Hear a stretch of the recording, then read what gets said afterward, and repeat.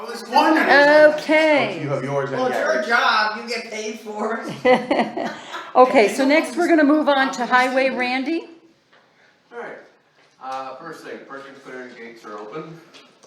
The gate going to, north into Spruce Lake was opened up Friday, I do believe, Friday morning. So everything in Perkins should be open, and seems to be holding up well. You can put that on Facebook or whatever to stop some of the phone calls. That would be great. 214 has a new box on it. It is, made its maiden voyage this morning and everything cool. goes well. Really looks nice, So, looks good. It all lined up, worked out for you? yep. Good. The other box sold on Auctions International for $4,150 to another township south of here, actually. The old bus garage revamp, re-siding is complete. So if you want, you can drive around. Guys did a very nice job, including painting and everything else. Looks nice, looks nice. In-house, that's a nice job. Thankfully, all the plows have now been dismounted as of last Thursday. So we're. Feel safe about that? We're not plowing anymore. No, it's not. That's that, till this fall. It'll be your fault. Yep. So the next two things. One, I have a quote here for finishing of the concrete for the sidewalks. I would like to hire a contractor to finish the concrete. He's going to come, we're gonna pull out the old concrete, prep it, all the stone stuff, gravel underneath, tamp it and all that. He's going to lay the mesh and the rebar in, put his forms up, and pour the concrete with our help, and then finish it. And he does have insurance, I call upon that. It is, all the materials are included, and in this quote, it's asking for 50% up front. I asked him if that was necessary, and he said no, because I get the whole town thing, but it's a boilerplate, like, it goes into every quote that he gets. So he's waiving it? Yeah. Okay. So, that's not a problem, and the quote is for $3,240, which I thought was extremely good, if that includes the materials. So, Indeed. and he does this every day. It's Granite Valley Masonry. You may have seen this vehicle around. He subcontracts to Vogel. He did the work in front of the, yeah, just drew a blank. King of Frosties, thank you. Oh, after the dig. Yeah, after the dig down there with the water. This is Justin, Jason, Jason, yeah. Yeah. Jason Tibbetts is the name. Out of Morehouse now, where he lives. So being that it's over my $2,500 limit, I need a resolution in Yep. order to do such, but it's under the 5,000, so we don't need. I'll move. Okay, I would second. okay. Any discussion? All in favor? Aye. Any opposed? Okay, Okay, thank you. yep, The next, we brought up the cemetery fence. Debbie and I and Nancy met with the fence company that did the one in Hope, and I do believe in Wells, but, we then got a quote from them, and we had looked it over and such and had some questions, and went back to them, and I expected it by now, but, we need to be able to remove the sections of the fence that are along the very front next to the parking lot, because there are still reserved spots that are open. So in order to dig those, we need to be able to remove the fence, the very first row. The quote that he sent us had from the gate to the right as that, but not to the left, and there's a 10 or 12 more that way. So he was going to re-quote it, because what they normally do, they're not removable panels, they slide inside the post and that's it. Right. And once the post is poured in concrete, you can't change that. That's So, smart. Good. that updated quote has not come into my computer. Okay. So we can't decide, but I just wanted to keep you guys Cool. informed. Okay. The What's that? original quote is just over $12,000. What's the lead time on that? And we're talking September at this point. And it goes out every time he takes a job. Right. So that's why I'm trying to keep you guys informed, but when it comes in, it's, if we wanna get this rolling this fall, we would like, to do so. Yeah, it was more for him getting the materials, wasn't it? Yeah, it's than- not so much, I mean, his man time is something, but it's now a materials issue because the aluminum for the fencing comes from China. Or no. Where does it come from? Yeah, the country with all the, right now. India. India, thank you. And nothing is coming out of that country at this point. Yeah. How many linear feet of And we fence don't are we want talking? They got the virus and then they're about to be hit with hurricane. I can't a, know big that. one. Along I didn't the front, measure it. along the side, around the whole thing? So the whole parking lot outside, Mhm. and then the whole, what I call the left side, next to the state, down to almost the state gate, to the tree line. Okay, So it's where the chain link fence is now, okay, thank you. but actually we extended it about 30 feet more to the tree line, put in this. Randy, do you anticipate the change of the style of fence from something that's removable as opposed to that static one? Think that's gonna change the material cost much? No, what he told me, he was just, what they do is they just build brackets on the posts. Okay. And then they're bolting the fence posts to them rather than inserting them in. Right, so you just pull them out. Right. So, And there would be two gates, right? And one would be, you'd have to unhook it to open yes, it, but the so other one you could open. The entranceway to the cemetery, quote unquote, that's there now, will have a arched gate. And one is the stationary side that has a pin to the ground. And the other one will just have a latch like you do in any other front gate. You just open it and walk in. And that's it. Okay. But we're just waiting for the final quote. Okay. Updated quote, I should say. Might not be fun. Anything else? Nope, that's it. You're all done? Nothing on buildings? Nope, Okay. So next we're gonna, aside from the building being done, And the sidewalk. yeah, and the sidewalk. but I meant nothing with these buildings, nothing, everything is good, okay. Okay, next is the opt-out discussion that we had a couple of meetings ago. And then Nancy and I had sat in on a meeting on May 6th. Were you in on that meeting, Don? May 6th?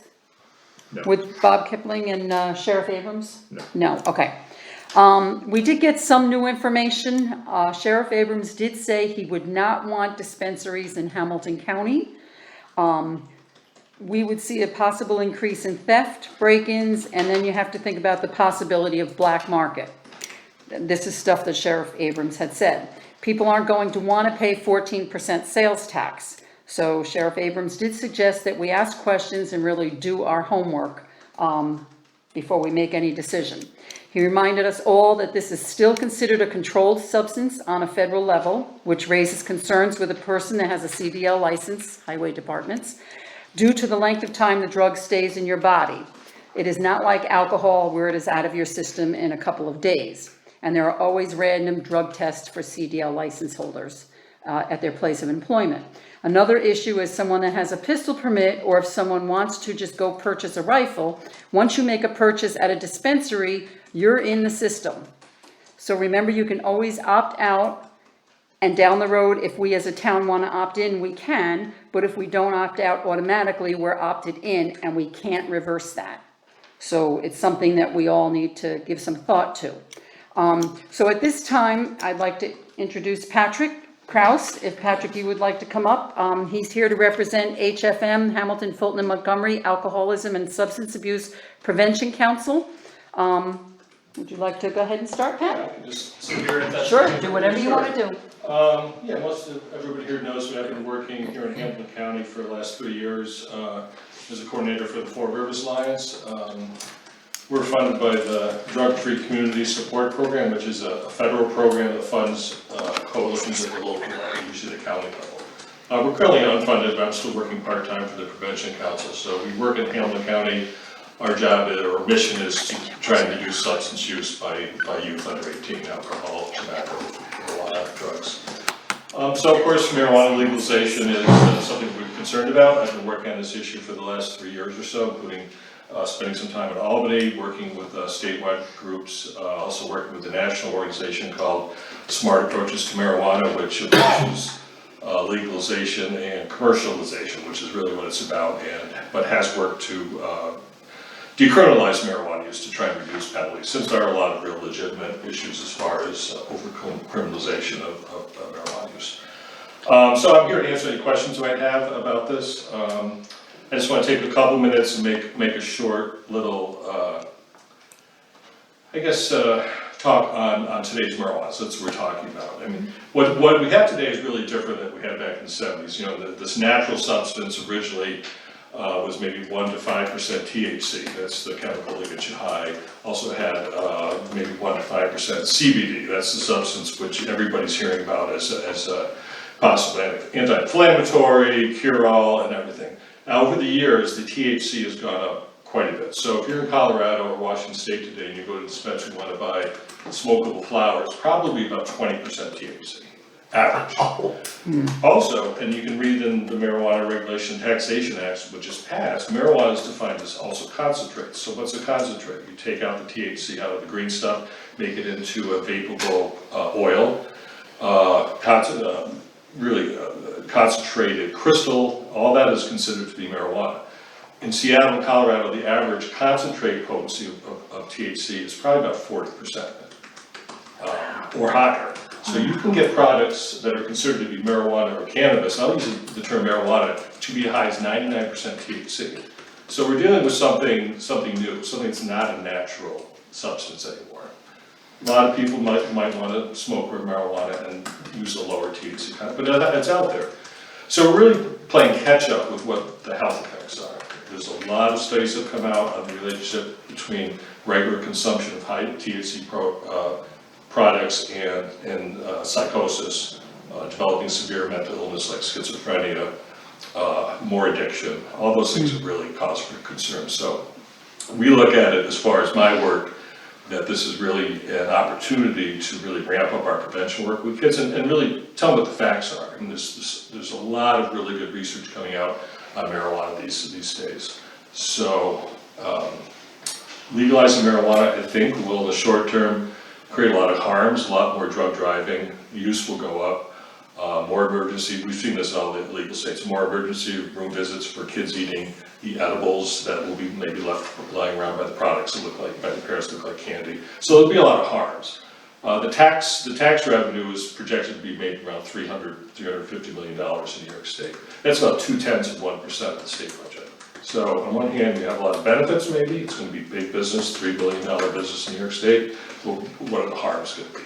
So I think at the local level, there's a lot of things we can do, including opting out. And I'm not here to advocate you opt out or not, but I think there's a lot of things we can do at the local level, including education for kids, improving it, et cetera, to maybe mitigate some of these harms. Training law enforcement. There's going to be a need for more drug recognition experts. There's going to be money for it, but we're going to have to fight for that money here in the rural counties. Yeah. Definitely, there's money there to train.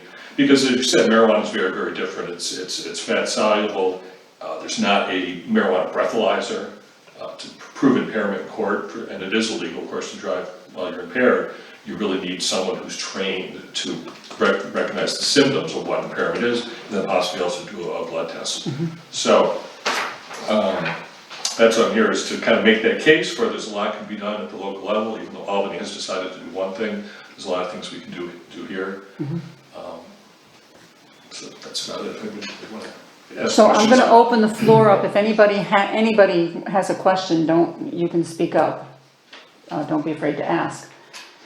I have one. Go ahead. Just, Chris had brought it up smartly a meeting or so ago regarding what is, I think, an outlier here, which is the agricultural component. Yeah.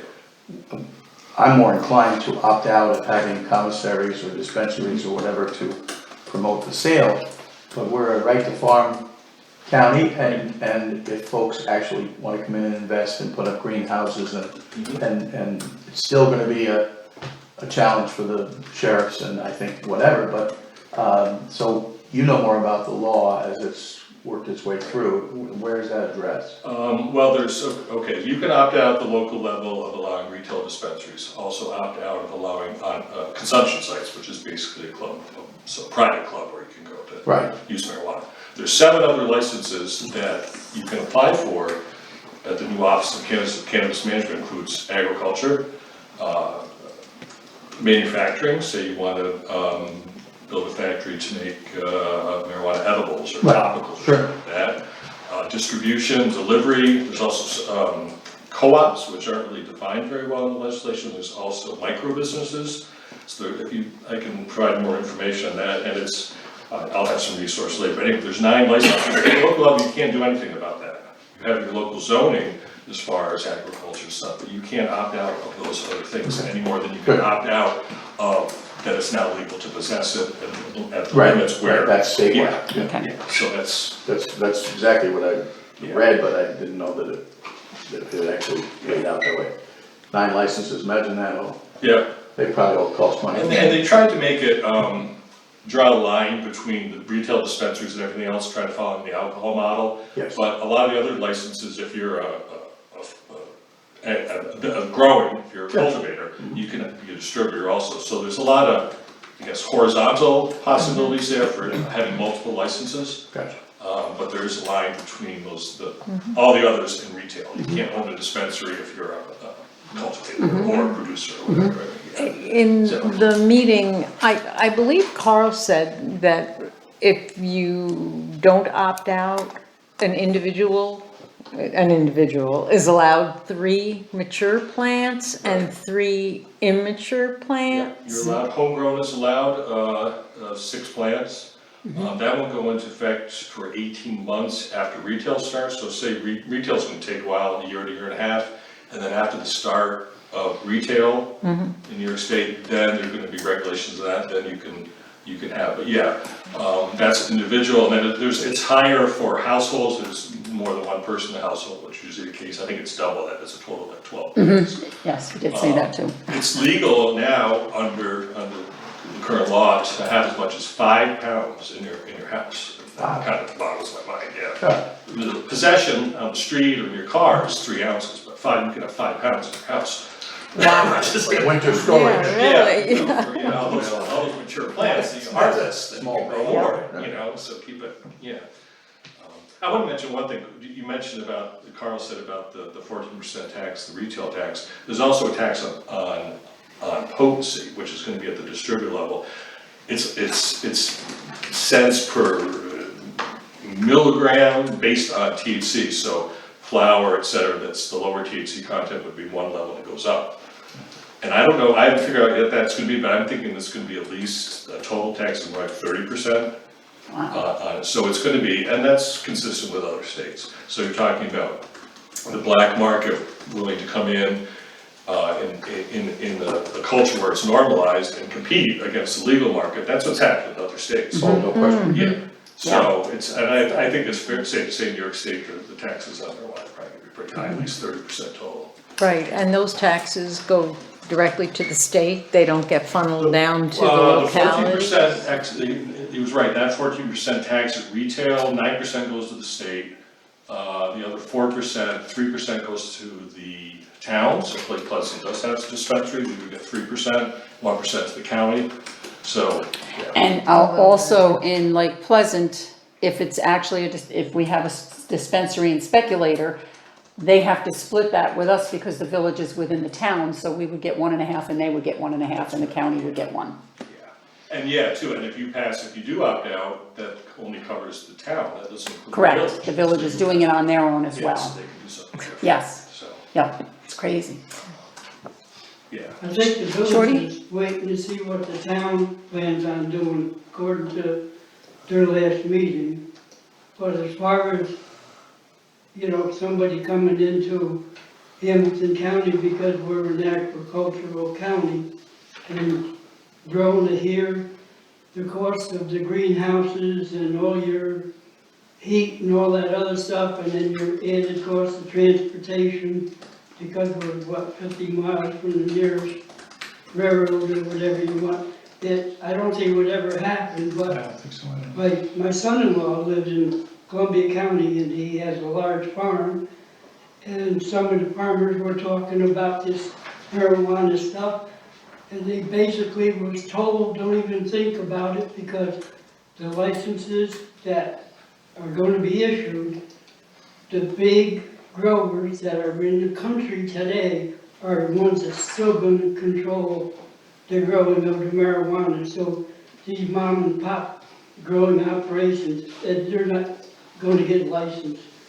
Pretty much so. They'll probably Yeah, make it's it big really business and it's really difficult, dominated yeah. by big multi-state operators. I mean, you look at, you know, just it's huge, and it is the licensing fees, and I can't say what they are, I've heard about retail in, you know, upwards of $100,000 for a retail license. So at the same time that the New York State legislation is making big promises as far as what they consider to be social equity, minority and women-owned business, and how that's gonna play out, competing against these, you know, big multi-state players who are, just can't wait to get in New York State. Sure. It's gonna be real interesting.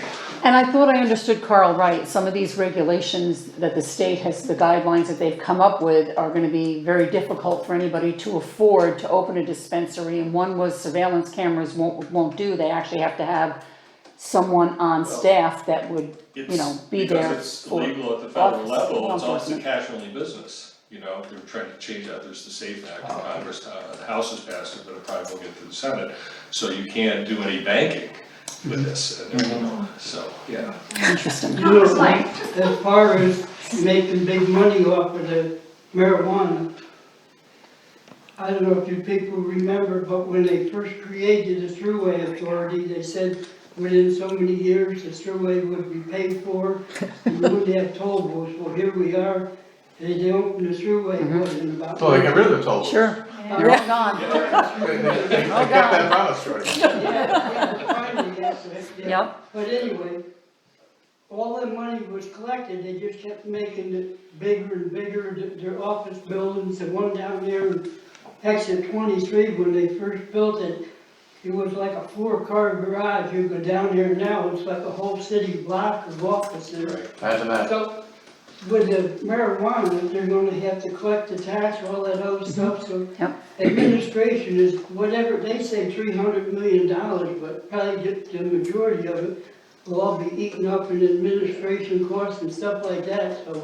The figure now for the new Office of Cannabis Management, I have a handout I'll leave, is 37 million, that's the initial appropriation for this new office that's gonna be doing all the regulations, so. How many The money after that is gonna be divvied up, yeah.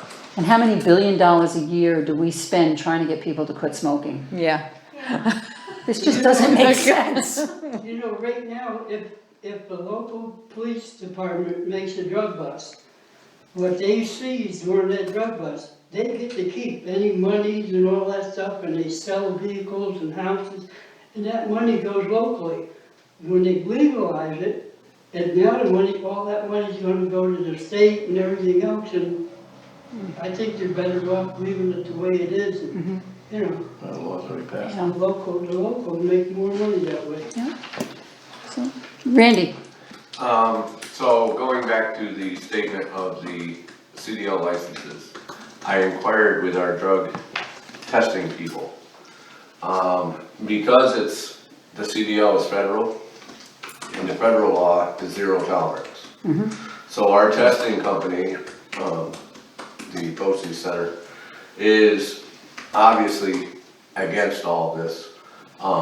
Because even if someone does it recreationally on a weekend, it's in their system for 30 to 45 days. We have 0 tolerance because of the federal guidelines. Right. And it can be the oils, it can be whatever, it's 0. Yep. And if any of that is tested, they fail, and they immediately get taken out of the program. So it's going to make the whole idea of hiring somebody that much harder. Because the CDL license is gonna be that much harder to keep and get. And these people are, it's not that we want them driving anyways, we definitely don't want them driving And trucks. again, federal, with pistol permits, it's gonna affect that. Right. Once you, That's all really complicated, but is that they're clear, the New York State legislation is pretty clear, if there's any federal contracts or anything tied to the federal government, then a lot of this doesn't apply. If you're a business that normally wants to hire someone and you do drug tests, and you're not in that category, you can't deny someone any more employment, if they test positive, because all it says is they're doing something that's legal at some point, in the state last level. weekend, yeah, Okay. it's something normal. Yeah, So, yeah, crazy. but that whole issue is really complicated, so. I got Have a lot of one last sleepy little thought. state employees. I just got one. Okay, There's a lot of families in this community that moved here from places like Woodstock and stuff like that, so they could raise their kids in drug-free schools and stuff like that.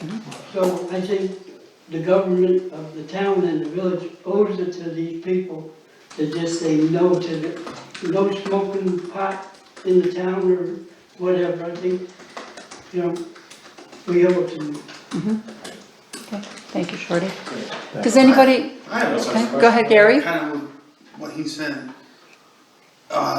If you opt out, that doesn't stop people from being able to smoke it wherever No. you can. Is it wherever you can smoke cigarettes, you could smoke pot? Yeah. So, And that's one of the things you can do at the local level, I'm saying about things you can do as a local response to mitigate some of the harm. You can have local ordinances that are stricter than the New York Clean Act, so that's something to think about in the months ahead as far as public use, but you can't single it out, it's basically. so like, Sorry. Go ahead. no, I apologize. So if you were to say, oh, you can't smoke pot in this particular area, you would also have to say that you can't smoke cigarettes in that Right. area. Currently, Yeah. as the laws, that was Okay. But passed. you already have at the park and, Yeah. is that the beach or? Right now, the village law says no smoking on any village-owned property, I believe. So that pretty much covers the beach, ball field. Well, that's probably good Pretty to know, much though, the town Yeah. property. when we're trying to put Yeah. together the local law. That's something else to consider. But yeah, Gary is right, it's considered to be, it's on a par with other things, including vaping, nicotine or cigarettes and stuff, Apparently, Okay. it's in the Throw subway, chewing in with that. subways of cloud and teen spirit. Yeah. You go down to New York.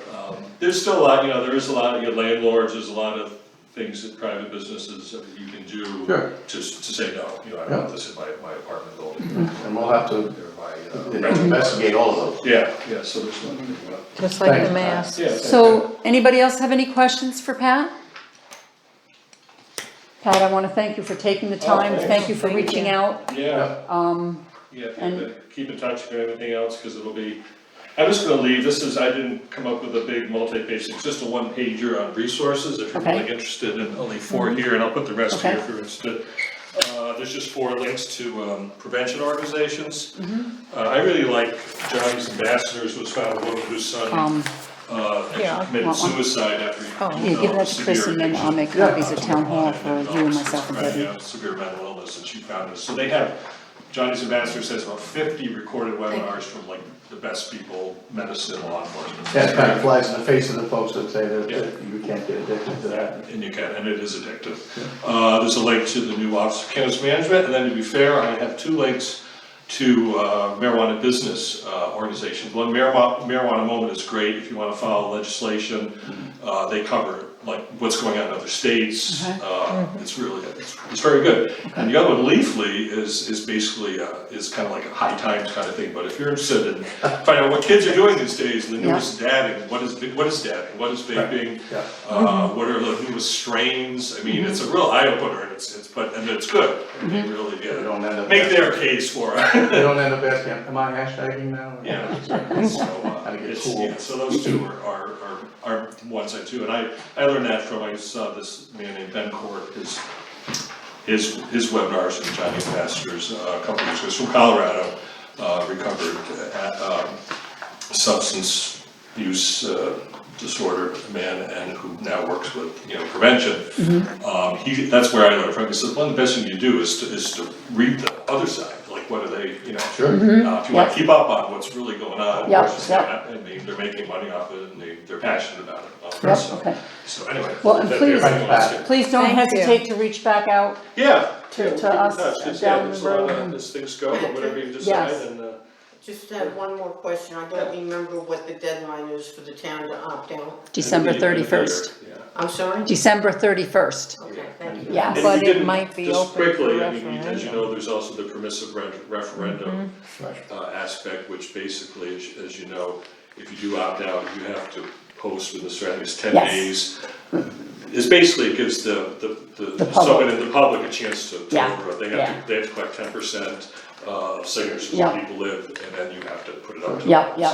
So I don't see it So, happening here, but. really, actually, we were advised at the meeting last week not to wait too late, to continue getting our information together and start moving on it sooner than later. That seems to be good advice. That was the advice from the meeting, so. Thank you again very Thanks. much, I Thank you. appreciate it, Thank you. and I'll be in Take care. touch. Take care, Pat. Okay, so, UTI. Want to jump ahead? Yeah, jump ahead to Jeff. yeah, sure, okay, Jeff, how about if we go ahead and jump up ahead to the LED lighting? Sure. And I'll turn the meeting over to you and Chris. This is Jeff Walters, who is here to speak to the board about the LED streetlights. You have the floor, Thank you. Want me at the podium? wherever you wanna be, wherever you're comfortable. Okay. Chris, thank you for inviting me very much. My pleasure, believe me. Yeah. I spoke with Dan Wilt at Lynx a couple of years ago regarding switching the street lighting in town over to LED. We had a lot of discussions. It's a topic that I have a little bit of experience in, actually a lot. Most of my professional career has been in outdoor lighting, or roadway lighting as we'll call it. Specifically controls for most of it, for the last 10 years in designing the LED fixtures themselves. Writing the international and national standards for them. So I'm probably as close to an expert about roadway LED lighting as you'll find around here. I do have a copy of who I am with you. Okay, I live in Lake Pleasant, but our mailing address is Thank you. Speculator. We won't go into why I'll that make a is. copy and send it to all board members, okay? If the town or the village wants to upgrade your street lighting, either to LED or to something else, or to a better layout, there's a whole lot of questions you need to ask first. It's not something you should do lightly. There's probably more misinformation about street lighting than there is real information. You'll find 2 different sides or 4 different sides to it, just as there is to the marijuana issue. So what I did, and I won't bore you guys with all the technical details, we can go into that in as much detail as you want, whenever you want to do it. I can talk for hours about the topic. I've been there, done that. The first question, I'm going to pass this out, but the first question I'm going to read is very simple. Why do you want to change? I believe it was to save on the lighting bills. And to have them beyond not broken more Right. often. Yeah, Right. Longer life, shorter bill. Okay, Now, how much do you pay per fixture? Does anyone know how much you pay total to the National Grid for lighting? I don't know. Just the town outside the village, Yeah, just down bill. I wanna say about 25,000 a year. and you would like that number to go down. That'd be nice. Okay. Switching to LED lighting might not do that. That rate is not set by National Grid. That rate is set by, I call it the PUC, in this state it's called the New York Department of Public Service. They set rates. If they don't have an LED street lighting rate for that particular fixture, National Grid can't change the rate they're charging you. Right now, every fixture you see up and down the road has a tag on it. National Grid should know, but they don't have a clue how many they have. Their census is probably wrong. There are probably lights that you're not paying for, and there are probably a lot of lights that they're charging you for that you don't know about. So a census has to be taken. You have to find out what the rate is, what you're really paying. You may not reduce your cost. Think about this for a minute. National Grid put up those fixtures, and the fixture is that bulb-shaped thing that sits on the end of the pole, or it sits on the end of the mast arm goes to pole. And I have on this handout, I have a little explanation of what everything is, what the technical terms are. But if you're looking to change just the fixtures themselves, National Grid has already written those off. It has a 25-year book life. So they put those up 30 years ago, or maybe 2 years ago. They write them off as a 25-year asset. They change the bulbs every 24,000 hours, or every 4 to 5 years, or when somebody calls. Right. Or not. You're absolutely correct. And it depends where you are, how much action you get, and who it is who calls. If you get somebody like Sheriff Abrams to call and say that light out is a safety hazard, you might get a response within a week. Or if you were to go back to the PUC filings, they may have a time limit that states how fast National Grid has to fix something when it fails. If you're in the city of Chicago and you report a street light outage, the city has 48 hours to fix it. If not, that complaint goes to the deputy mayor. If it's not fixed in the next 48 hours, it goes to the mayor's office, and then he takes that and sends it right back down the chain of command. And it gets action. Best street lighting maintenance in the whole country is city of Chicago. There are other places like city of Detroit where it's atrocious, where you can have 25 to 30% of your lights out at any given time. Don't worry about the details. If you decide to do something, I know the details. I've been there, I've done that for the last 50 years. I can help. I'm offering my services to the town. I won't charge you a consulting fee because I live here, because I use the roads. If you change the lighting, you're going to get complaints. The light's too bright. The light is shining in my window.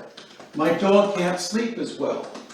My geraniums didn't bloom this year because you put up LED lights. That changed the circadian rhythm of et cetera, et cetera. You're gonna have somebody who's gonna field those complaints. You will get them.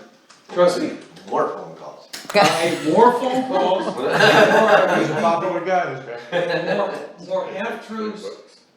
Believe me, again, I've been there, I've been out on site, with probably every major utility in the country and most of the minor ones, looking at lighting installations, fixing them, writing the standards around them. The lighting is awful. If you drive, and I offered this to Dan, we never quite got to do it. If you drive this direction, you'll see a light fixture every other pole. It's called EOP lighting. Because 50 years ago, somebody said, oh, we have a pole, we'll put a light up. Makes sense. We'll put one every other pole. Until somebody wanted another light, then they put up another one. Or the past Vogel, they took them all down for some reason. As you drive there, it goes from a bright blob of light to darkness, to another blob of light. That's worse than no light. If you're hoping to see people in the middle of town, you want lighting from behind them, because people see by contrast. You wanna see something in the road that'll look dark. Oh, that's a person, that's a deer, that's a turkey, that's a moose. If you're out in the middle of nowhere, you have headlights. You don't wanna have an artificial light or an electric light. That makes things worse. So just changing fixtures isn't gonna help. If you wanna go to a whole new lighting design and have a company that wants to do that, great. Have them come in, give a proposal. I'll be happy to look at the proposal, laugh at it a little bit, show you where it doesn't make any sense at all.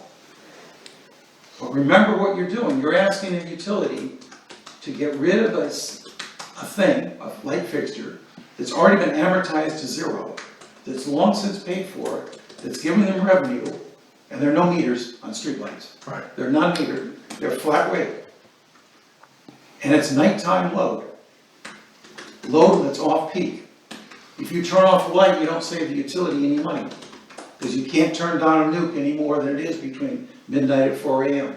Or you can't turn down that dam, or you can't not pay the money to Canada. So there's no energy saving from the utility standpoint. If you decide to purchase the system and do it yourself, now all of a sudden, you end up owning and maintaining streetlights. Yeah. Which you better have some expertise and a bucket truck and trained linemen, people that are familiar with the National Electric Safety Code, which is different than the NEC, which is the National Electric Code. And somebody who knows lighting and LED fixtures, you better be prepared for 10% early mortality. Certainly Detroit came close to 50% infant mortality. There's a huge lawsuit. They put up all kinds of LED lights. They were defective, and at least with existing lights, they're never defective. So I have a whole list of questions. If you want me to pass them out, or I'll give you a copy. Whatever's, if you wanna pass, if you have enough to pass out, if not, Yeah, just so you can understand, this is not simple.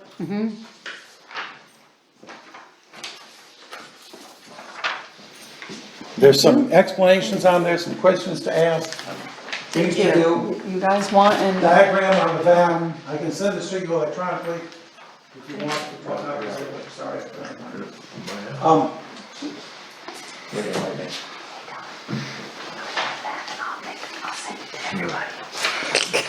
So wherever you want to go, I'll send let me those. know. Okay, There's huge numbers. Thank you. You're gonna have your lawyers get involved. If you're gonna buy something, if you're gonna buy an asset, you're gonna have to talk to your insurance companies. My suggestion, real simple, is do nothing. thank you for your honesty, really, Right. thank you. Wait for National Grid to do something. They're the experts. This has been going on, subcontractors who represent themselves somehow connected to National Grid. But they're contractors, and they come into small communities and they make these assertions, and they I think, kind of scribble, what savings will be had from electricity. I've been dubious of this now for 15 years. The rush to them when, you know, it is a monopoly. We do have only one electric company. There are poles, but they have a vested interest in at least answering to either Public Service Commission or to any chain of command, as you put out, Mr. Walters. I couldn't agree more. I think that Yeah. these are slippery slopes to get into, particularly ownership of assets we can't really understand. You're 100% correct. And I Very slippery. And at the bottom of it is a huge swamp. Yep, And you'll spend lots and lots of money getting to that swamp. But if you want to, or if you want to pursue it with these contractors, I'll be happy to meet with them. I'll ask them about half a dozen questions, and most of them will decide to exit the meeting right away. Is there any, if you're not doing anything, you know, precipitous right now, is there any real benefit still in having a local, townwide census? We used to, you know, wrestle with this. The best fix-it, system we ever came upon after all of the various complaint boards, either through sheriffs or supervisors or mayors, was getting direct to the service people and having a fax line. faxing in poll number so-and-so is out with a date. I now have a record of it because I still keep the fax. And you supposedly get on a list, and it started being more, a little more quickly addressed by the power company. But I confess, there were times when we did not, certainly in the village in my time there, we were not completely aware of how many poles we actually were paying for. How many, they had in the census, so to speak. Do we need to do that legwork anyway? Their census is wrong. That's my guess. We were at Twigs today, for an example. There's a floodlight across the street from Twigs that shines on the Twigs parking lot. Big square box. Utility owned, obviously. Private property lights, leased lighting. I would doubt that anybody knows who's paying for that. As you go up toward the park, there's another pole that has a typical roadway fixture, which you can see when I'm talking about a roadway fixture. And there's also a long mast arm that hangs over the Twigs parking lot with another fixture on it. So you have one pole number.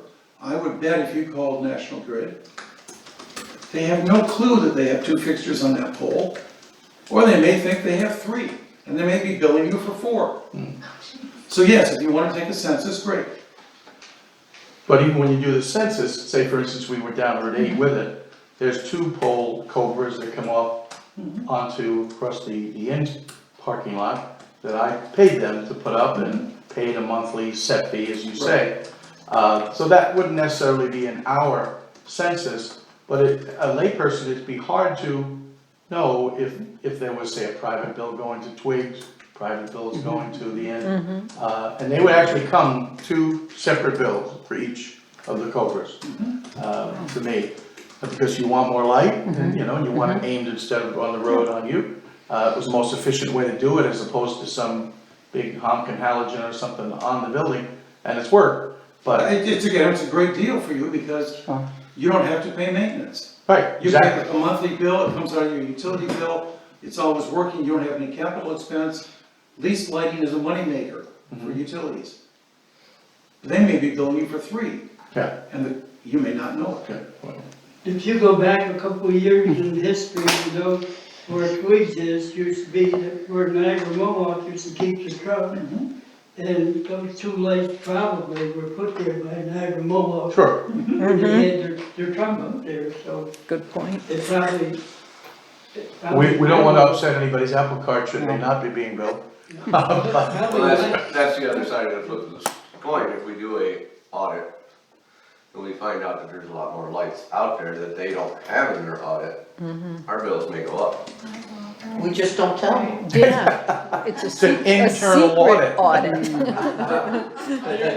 I don't know if anybody knows. We go back to that slippery smoke thing. Yeah, Since think so. everybody started talking about this LED lighting and stuff, you notice that NIMO has been going around inventorying the pole, because I was outside They've been one day, the changing. guy stopped, he had the GPS, and I asked him what he's doing, and he said, we're inventorying all the poles that are in the town of Lake Pleasant and the village of Speculator.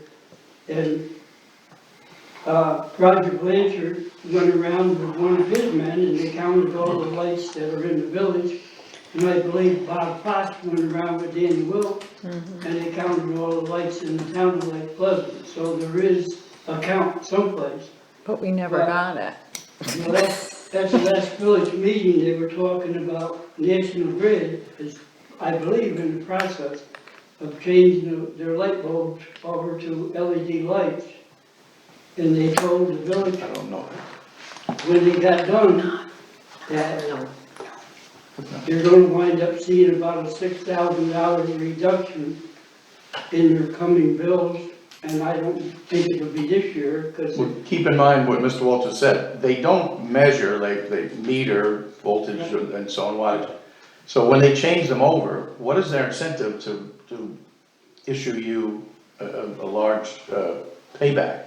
There really isn't. I mean, no. they made a proposal to the village, and I'm just gonna say, Shorty, because I've taken a few of them myself, They're not really from national, those proposals are from contract companies for profit. No, this is Okay. this was National Grid, this wasn't that North Country, whatever that electric thing, or that NESP or whatever. Well, it could be academic. When they wanna change them over, they'll change them over. They had, it was in the paper a while back, and National Grid made a deal with the, I believe, the New York State government, that they're gonna update all of their streetlights to LED to save energy. And it's like a 5-year project in certain areas and stuff like that. So within the next 5 to 10 years, all the lights are supposed to be changed over to LED, and this is by National Grid. And then the communities will save on the power part of it. And the one figure that was thrown out was probably about $5,400 a year. So in 10 years, you save $50,000 in your street lighting. If you go to that LED with that NESP or whatever that company was, you were gonna be paying over $600 a unit for the thing to go on the pole, then you had to have somebody install it. You would go in debt for probably close to $100,000. Well, if you're referring to me or anything I'm voting on, that would not happen. Yeah. But anyway, Okay. you know, by the time you paid it off in 20 years, so you could realize a profit, those light fixtures have a 20-year life span, so you would be looking to buy new ones by the time you. Right, So It's a losing you're process, better off absolutely. let National Grid take care of it. Yep. and you bet. thank you, save Shorty. And that is that's your thumbnail sketch, is be patient. Yep, so, Let somebody else do it, guys. right. So, does anybody have any other questions for Jeff? I'm available, my phone number's. Thank you very much, and your information, I'll make copies and get it out to all board members tomorrow, so everybody has. We appreciate all the time you spent, You bet. and your honesty. Yes. And thank you for offering your services, that was also very generous and nice. We appreciate it. Your expertise is appreciated. We very much appreciate it, And to me, validation. absolutely. Thank you, Jeff. Thank you. Thank you. Have a good evening. Thank Take care, bye-bye. Okay, so next we're gonna move back to, I do have a BTI report. Vi came in this morning, the roof is almost done. All they have left is bridges and small streams. They have covered everything else that they always do from year to year. They will be done for the year pretty shortly, she said. Vi thinks they did well considering they really only had 2.5 people working this year. Mark would help every now and then, but it basically was her and Marty. We did discuss the concern that Vi seems to have, and I think it's legitimate. If something happens to her and she can't do BTI, we don't have anyone else that is certified with the state to purchase the product and run the program. So she has suggested that we get 2 more techs certified this year. Then if one is still out, we still have Vi and 1 tech. They have to be techs for 2 years, and then Vi actually sends a letter to the state to get them both certified. Both Marty Zestro and Richard Prestupnik worked this season with Vi and would like to continue and become techs. Rich is one of the newest on the team, and he lives down on Gilmantown Road, and he seems to be very happy and very interested in becoming certified. So I'm just asking if the board agrees that we go ahead and have these 2 folks become certified techs now and be ready for spring of 2022. Everybody in agreement? Very much so. Okay, Usually costs us the cost of the, It's $1,050 total. Yes, I believe it's $400 to take the class, and then it's $650 or vice versa. Yes, $450. $450 and then $600. And then I thought she said within 2 years, they actually had to take maybe something else again, which would be another $650, and then they're right, well, Refresher. to be a tech is one thing, and they need to get, we don't have enough of those. But to be a certified applicator, right now, those techs are working under the aegis of VI's license. Yes, And if you wanna have, an applicator has a license as opposed to just, certification. yeah. And that comes out of consolidated. That comes health, out of doesn't it? consolidated health, yeah, that's not the regular budget, but I just wanted to run it by everybody, because we did discuss it last month, and kinda, after Vi and I had talked, how we've had people in the past that have become certified, we had like 3 in 1 year, which was over $3,000, and then they didn't end up coming back, and so we were concerned, and that's why she felt basically, these 2 people have completed the season this year, very interested. And as far as getting an apprentice for next year, what's her name, Vegas Dro, her husband is very interested in going out just from time to time, so he could actually be an apprentice and work with Vi if we need someone else, and not have to become certified. Well, in the So- past, when you say we've lost them, in the past, part of this is a double-edged sword. You have to pay to cultivate and educate, but you also have to maintain a decent hourly rate, or Yeah, other places will poach them and save the cost of training. Yep. We've seen that happen, and quite frankly, we've done it to others. When Bill Sutton was telling us of folks we could grab. So, yeah, you gotta pay them right. Yeah. It's only a short 6-8 week Yeah. cost, but yeah. one we can afford through the health Absolutely. district. So next I'm gonna move on to youth rec. The ad was placed in the Hamilton County Express, and it's in this week's edition. We did eliminate the CPR requirement and increase the hourly rate to $14, and we still have not had anybody interested. Amazing, isn't it, Yeah, at it's a nice ad. $14? Yeah, I'm not looking for those things, so the things that pop out and yeah, grab me, I know that they're being seen. yeah, so we just have to hope that maybe we get someone. Next is, we were contacted by Sammy about the horseback riding lessons. Kristen Yoder has decided, due to the cost of liability insurance, which has increased 5 times last year's price, she will no longer be carrying the insurance. Kristen will be having all parents sign a waiver, taking the liability off the stables. Just wondering what this board's thoughts were on this. Are you comfortable with that, a waiver being signed? What's our thoughts here? That's gonna hold harmless her and her small business. Correct, I doubt it's gonna hold harmless the town. that's what I'm concerned about. So God forbid someone gets chucked off one of these ponies, we'd probably be the first pocket. Yes, you can sign all the waivers you want, but if somebody gets hurt and somebody wants to sue, everybody's gonna get sued. I would say to check this with Steve. Yeah. Was Steve still our Some manager? lawyer, Okay, Steve's still. Steve's on, yeah. yep, I took some classes on that when I worked. Okay. And the waivers Okay. It's very difficult to get, to absolve yourself of liability. Right. But in this case, yeah, sure, I don't blame a small business. no, You can't do anything dangerous anymore without having to sign away your life, and that's smart. okay, We So made It's town them- sanctioned, that's my problem. I don't understand insurance as well as I should, but does having them as additional insured, would that help? Yeah, that's why I say Steve, talk to Steve, because if we could, just for the kids who go under our aegis, if we could underwrite them as an additional insured, at least we'd know what we're up against. He may say run away from it, or he may say it's gonna cost you X amount, additional rider. okay. So I'll check with Steve and I'll let everybody know at the next meeting. Betsy, did they say about how many of our kids are interested? No, I guess that might be Yeah, good to know 'cause- too. yeah. okay.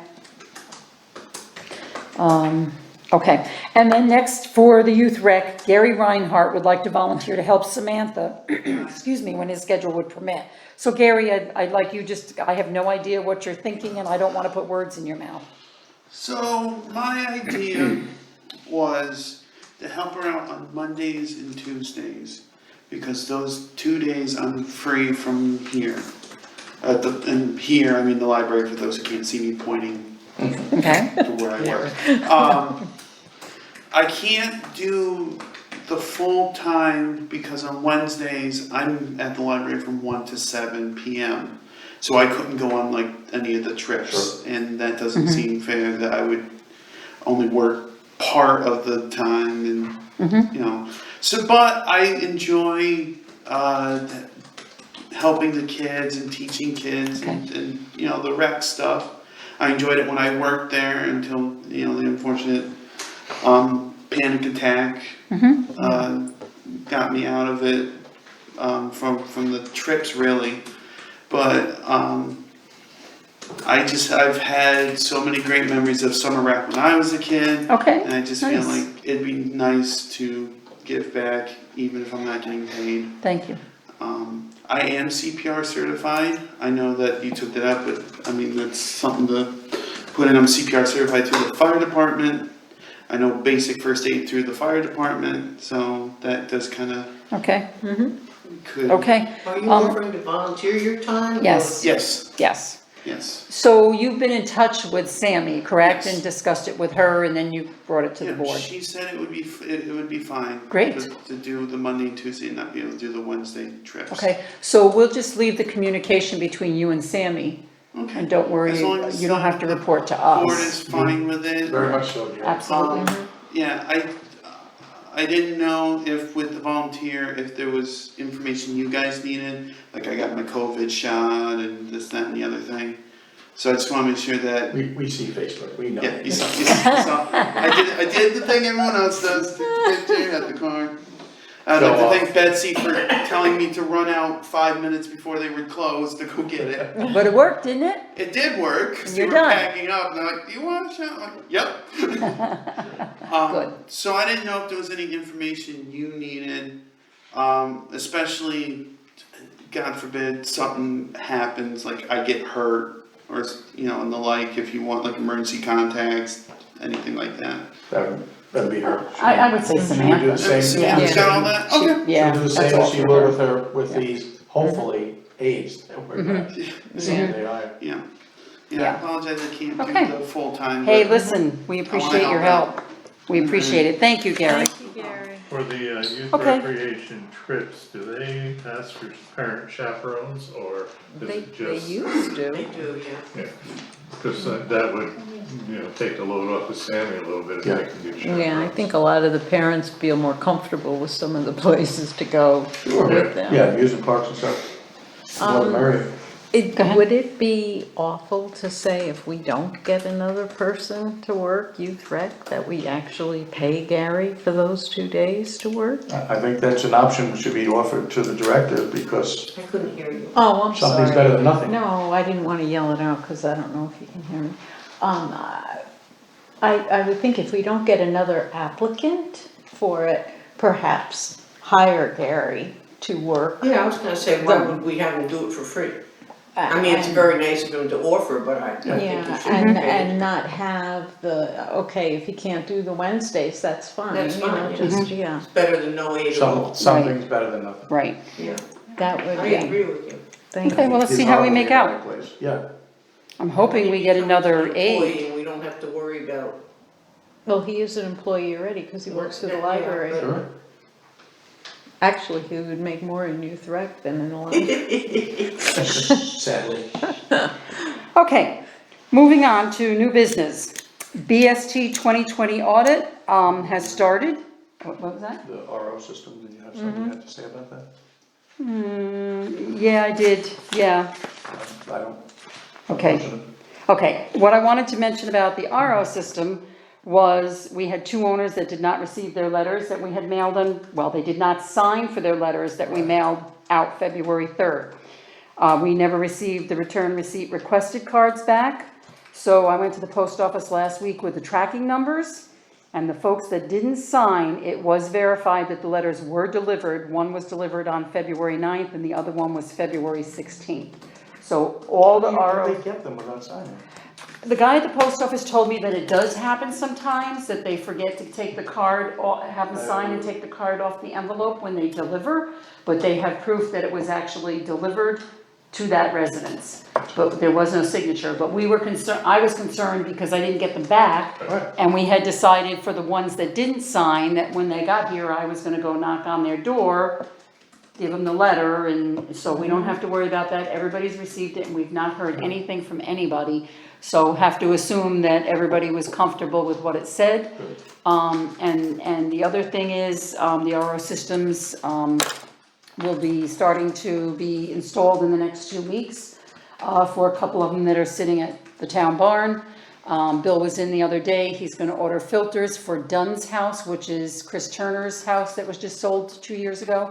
He said the filters are 3 years old, they've never been replaced in 3 years, so they need to be. So he was gonna go ahead and order them. I read him the letter, we went through everything, so he's gonna kinda keep us up to snuff with what he is replacing that he feels is our responsibility and what is not our responsibility. Good.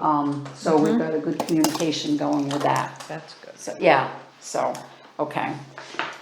Okay, so that's that. So then the next was the BST 2020 audit. Paul has already started working with Jody at the treasurer's office last week on that, so that's moving along.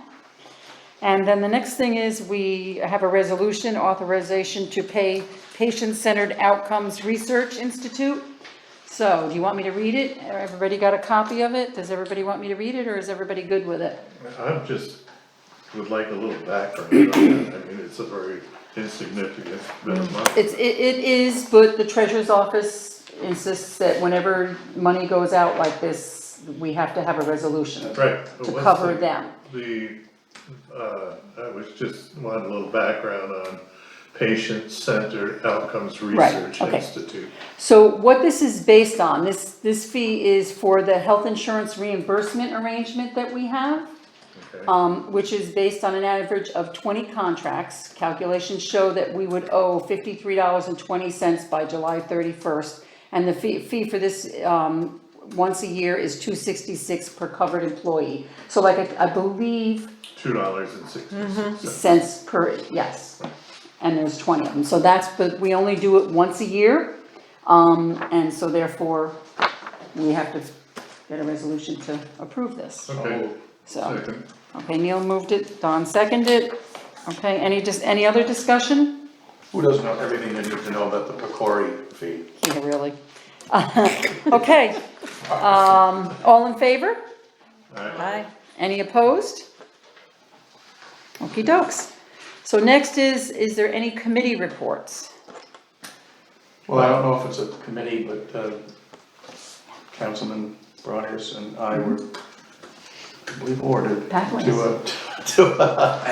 pay, ask, yes. We did ask, we didn't order. I think that's how it happened. I would say you will. Yeah, Don and myself, and most importantly, Paul Cleveland, painted the lean-to, which badly needed. The sun just kind of bakes them out, down at the pathway. And I'm sure there'll be more jobs that come up with pathway time to time, and we worked well together and happy to do more. So Randy, where Thank do we you. leave it with water and soil? So, Go ahead. you're taking my round table. Go for it. But we'll bring it up now. Go ahead. Tomorrow at 1 PM, water and soil, soil and water. Jamie, Matt Seitz, and Dave McComb will be applying the small signs to the appropriate fixtures according to plant life, in which most of it is not there yet. So they're gonna have fun.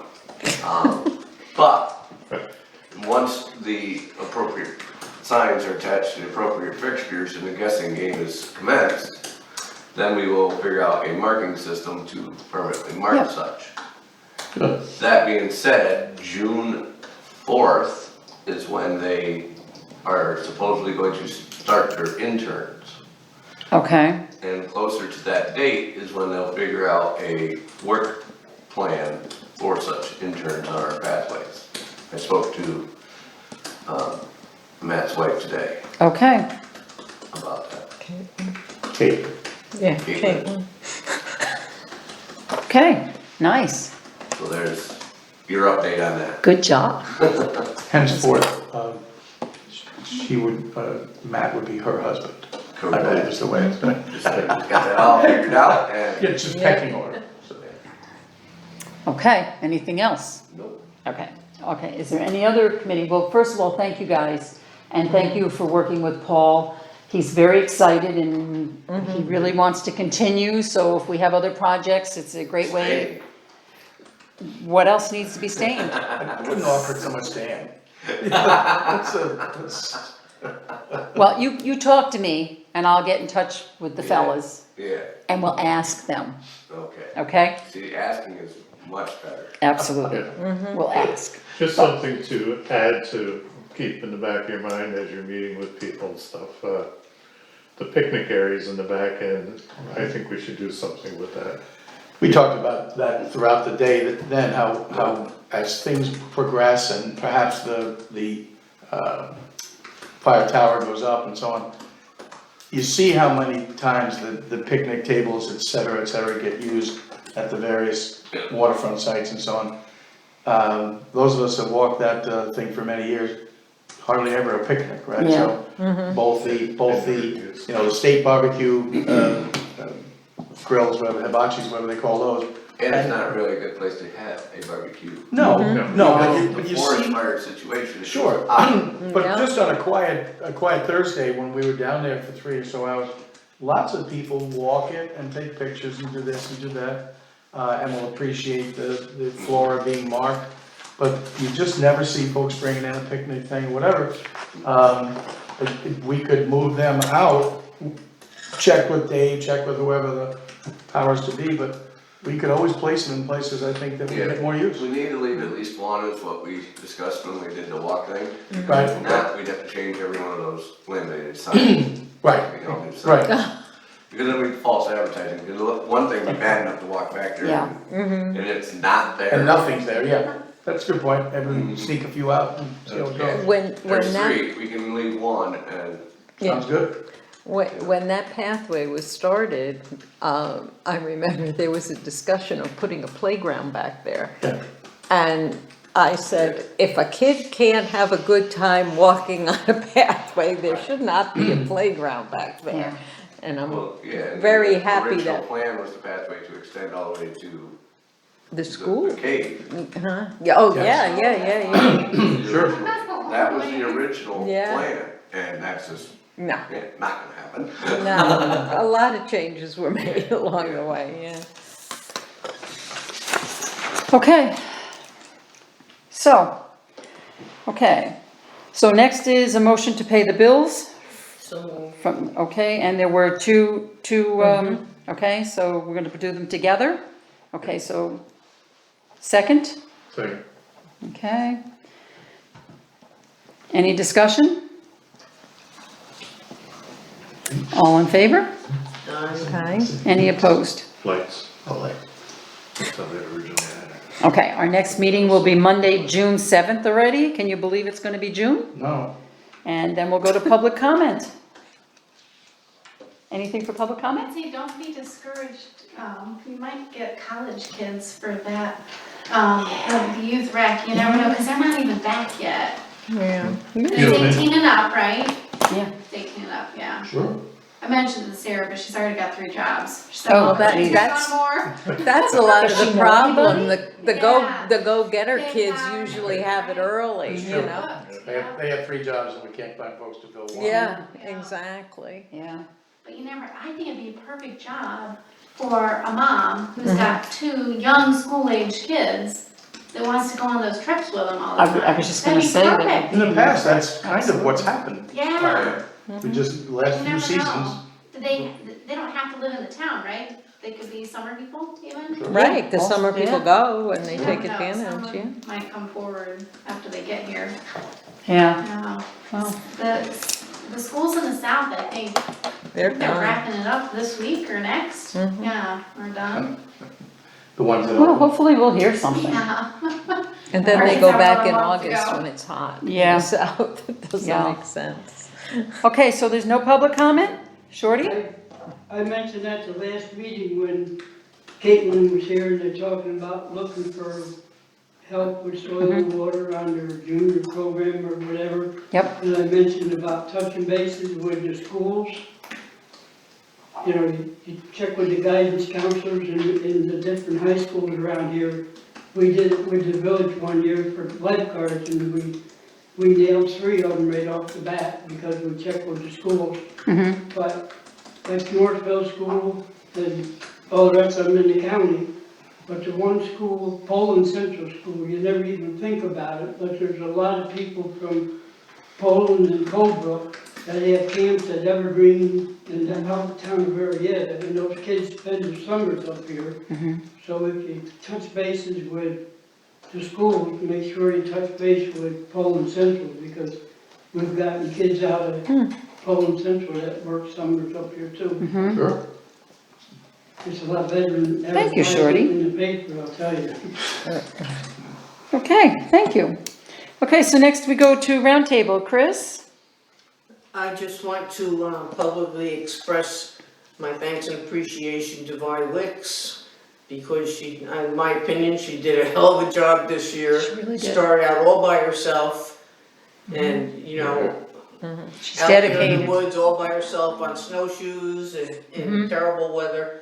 I'm just so impressed, and I wanted to make sure she was recognized for that effort. She's a She does go-getter, great and job. every week she comes in, she runs in the office to give an update, every single week, and I mean, it's great, we know what's going on. Yeah, it is. It's not an easy job. Communication is She's good. been No, very it's good at not it. an Yes, easy job, and, absolutely. you know, there were times she was back there all by herself. Yep. Which, you A know, lot. I don't think is a good Beginning. thing. No, Yep. not at all. She did it. Yeah, And the other thing I wanna mention is that this is National EMS Week, and I just wanna give a shout out to Speculator Volunteer Ambulance Corps. Never Thank too you. many of those. no, absolutely, yeah.